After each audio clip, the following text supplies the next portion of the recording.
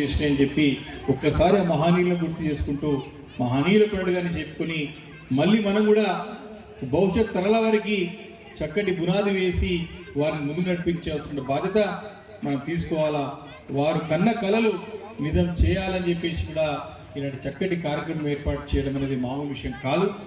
తప్పకుండా బాబాసాహెబ్ బిఆర్ అంబేద్కర్ అప్పటికి ఇప్పటికి వ్యత్యాసం తెలుస్తుంది. అందుకే రోజు కూడా మనకి దేవుడు అనేవారు ఎలా ఉంటారో అని మనం కేవలం పెద్దలు చెప్పే చరిత్రలో మరి పురాణాల్లో చూసి మనం ఫోటోలు అనుకుంటాం, కానీ నిజమైన దేవుళ్ళు రోజుకి వారిపైన భక్తి పెంచుకొని, వారిపైన ప్రేమ ఆప్యాయతలు, వారిపైన అనురాగం పెంచుకొని, వారు చేసిన త్యాగాలు, వారు పెట్టిన మొక్కలు చెట్లై మనకి మంచి ఫలాలు ఇస్తామన్నది ఆ మహనీయుల పట్ల. అందుకే రోజుకి భక్తిభావం పెరుగుతుందని చెప్పేసి సందర్భంగా మనం చేస్తాం.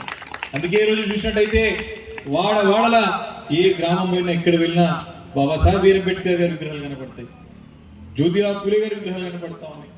ఈరోజు మనం ఉన్నటువంటి మన గొప్ప నాయకుడు అయినటువంటి బాబు జగజీవన్ గారి విగ్రహాలు కనపడతా ఉంటాయి.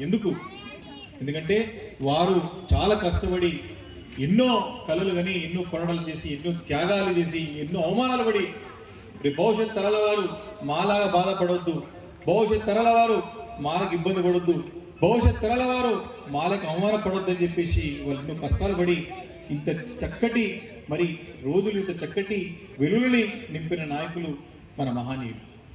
కాబట్టి ఇలాంటి చక్కటి కార్యక్రమం జరుపుకోవడం, వారిని మన్ని గుర్తించుకోవడం చాలా సంతోషంగా ఉన్నది.